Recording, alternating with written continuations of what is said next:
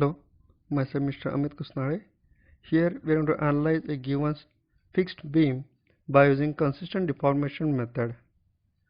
In this example, on this beam there is no application of any loading, but they are given a sinking of support. Support B sinks down by delta amount. First step is to find the HDA of the structure.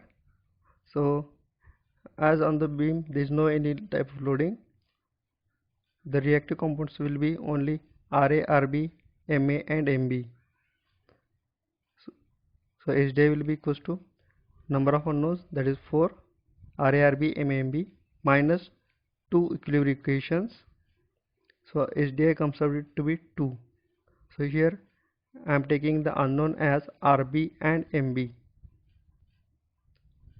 Now just remove the unknowns, just remove the RB and MB. Because of removal of RB and MB, the structure will become determinate structure, that is a cantilever beam. Next stage is to apply the load on the beam, but here in this example there is no any type of loading is given. That's why we'll come to the next step, that is apply the unknown. Now first one we have applied, that is the reaction RB is the unknown. We applied the first unknown. So because of application of RB, we are getting the displacement in upward direction, and we have got the theta B1 in anti-clockwise direction. It's just like a cantilever beam subject to a point load.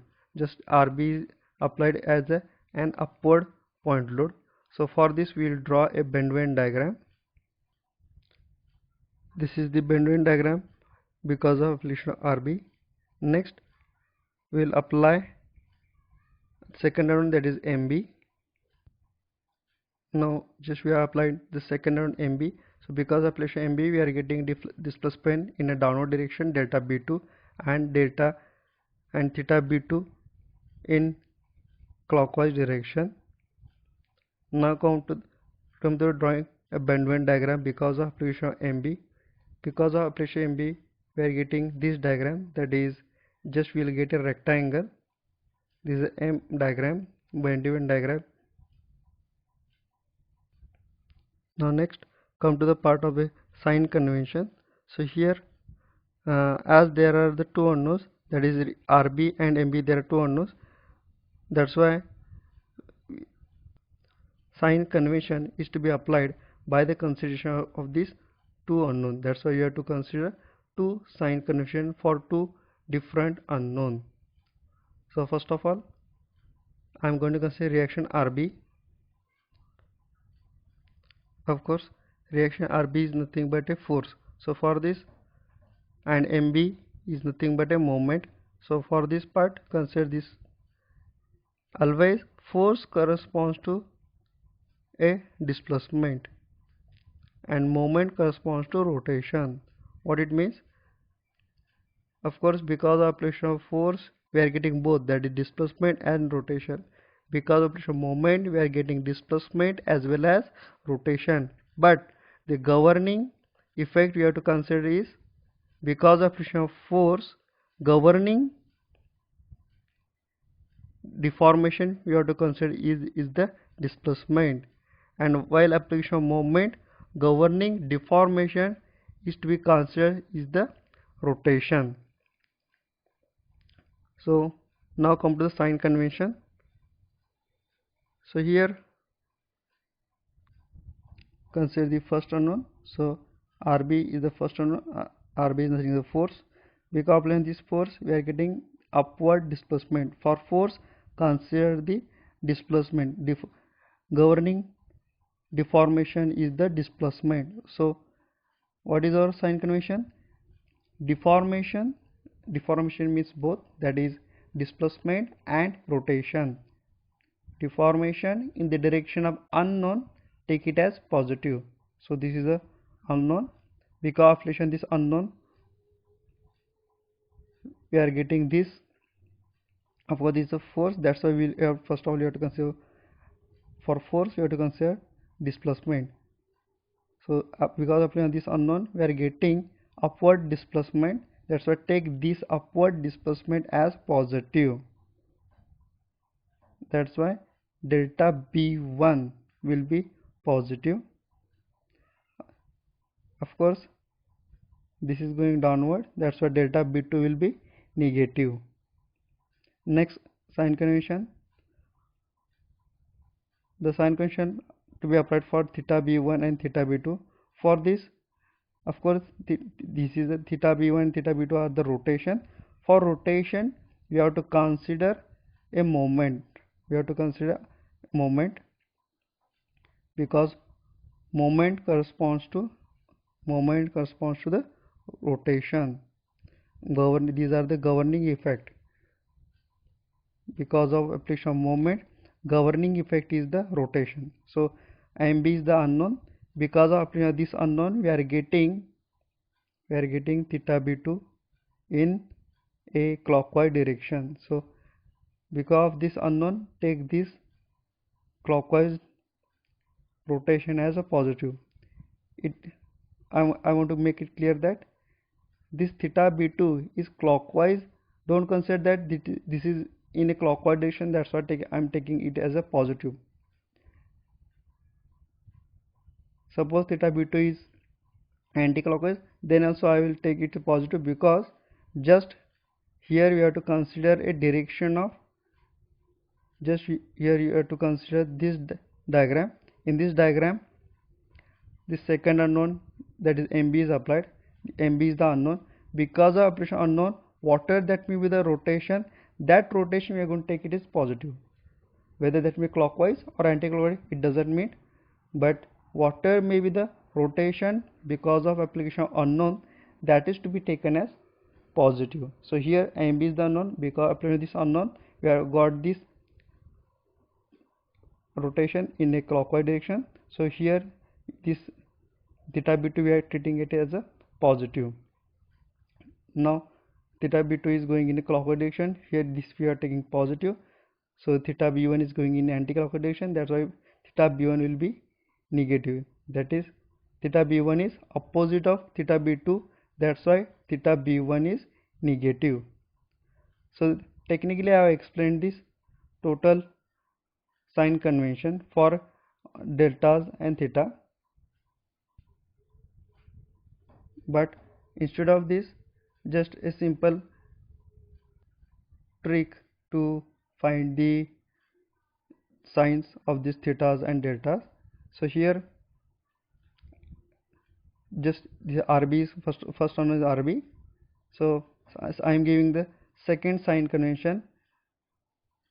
So here this is the RB, which is the unknown. RB we are applied. Because of this RB we are getting this delta B1. Of course, this displacement is in the upward direction. Now apply the sign convention, that is displacement in the direction of unknown, take it as positive. Displacement here, because of application of this unknown, we are getting upward displacement, so take it as positive. So delta B1 is positive. That's why I have written here this triangle as positive. Next, here displacement in down direction, that's why take this as negative. So M diagram, because of this I have taken negative. Just apply the sign convention for only calculation of delta B1 and delta B2. Delta B1 is in the direction of displacement, in the direction of unknown, that's why positive. RB is going upward, displacement is also upward, that's why take it as positive. So it is going downward, that's why take it as negative. So apply the sign convention for only the first unknown.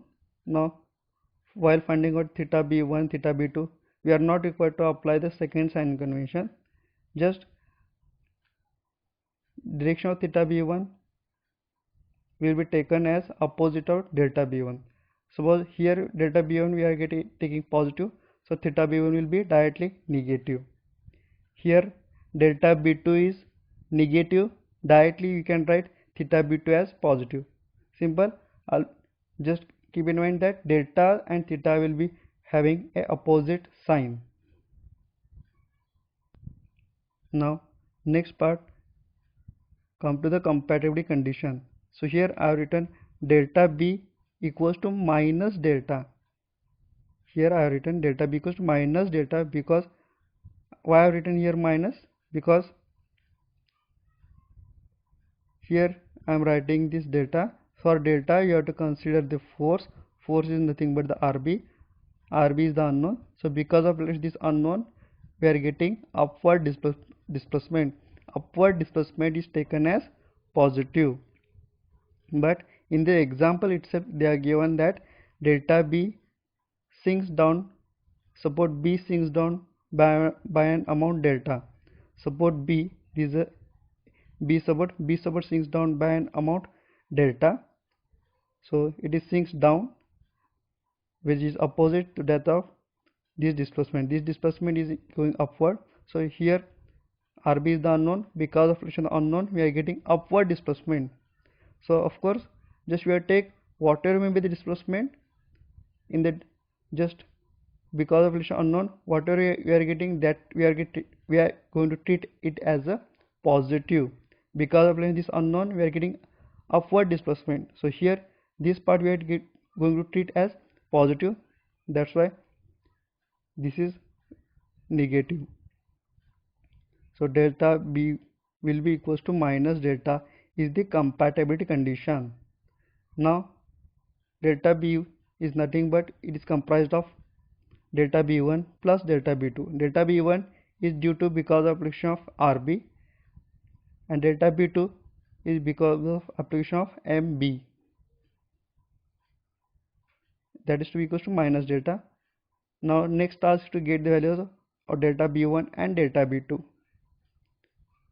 Here I have written the calculation for delta B1 and delta B2. So while finding out delta B1, just consider three brackets: area, central distance, EI variation. For delta, you have to write three brackets: area, central distance, and EI variation. So now delta B1 is this one. So for this we have drawn this M upon EI diagram. Just consider area of this M upon EI diagram. Area of this diagram, just it is a triangle, just it will be half of base into height. Next, multiplied by centroid distance. So this is the centroid of this triangle. Just we have to measure distance of the centroid from B point, because we have removed the unknown from B point. RB and MB is removed from B point. That's why measure a distance from B point. So this will be 2/3 of base multiplied by next bracket is EI. So of course in this example there is no any EI variation is given. So this will be multiplied by only 1 upon EI. Actually we have to take here M upon EI diagram, but here I have drawn only M diagram. So to divide, of course M is to be divided by EI. That's why this I have multiplied by 1 upon EI. So while writing delta, just consider three brackets: area, central distance, EI variation. We'll get delta B1. Next, delta B2. Of course this will be positive, delta B1. Now delta B2 will be negative, and again consider three brackets: area, central distance, and EI variation. Area of this rectangle. Next, central distance from B point. Next, multiplied by EI variation, 1 upon EI. So we are getting this answer. Now just put the values of delta B1 and B2 in this compatibility equations. We are getting the first equation. After that, now consider second compatibility condition, that is theta B equals to 0. Again theta B is comprised of theta B1 and theta B2. Now how to write theta B1 and B2? While writing theta B1 and theta B2, just you have to write only first and last bracket of delta B1, and you have to take opposite sign convention. Here delta b1 is positive, so theta b1 will be negative, and it will comprise of only first and last bracket. First bracket multiplied by last bracket, that will get theta b1. Again theta b2 will be, here delta b2 is negative, means theta b2 will be positive, and just we have to write first and last bracket. Now come to calculation. Same part I have shown over here. Just I have to write first and last bracket from deltas. We are getting the theta b1. Just take first and last bracket from delta b2. We are getting theta b2, and write a opposite sign. Delta b1 was positive, here it will be negative. Delta b2 was negative, this it will be positive. Simple. Now just put these values in compatibility condition. Now we are getting the second equation. Solve the first and second equation simultaneously. We will get the value of RB and MB. So first I got the value of RB. Next apply summation Fy equal to 0. Of course in this example there is no any application of any loading. That's why directly we can get summation Fy equal to 0. That means RA plus RB will be equal to 0. That means RA must be equal to opposite to that of RB, but having same magnitude. After getting RA and RB, solve the simultaneous equation, we are getting again MA and MB also. Last step, just here I have shown in this diagram the directions of RA and RB and direction of MA and MB, and next I have drawn the SFD and BMD. So this is the end of the example.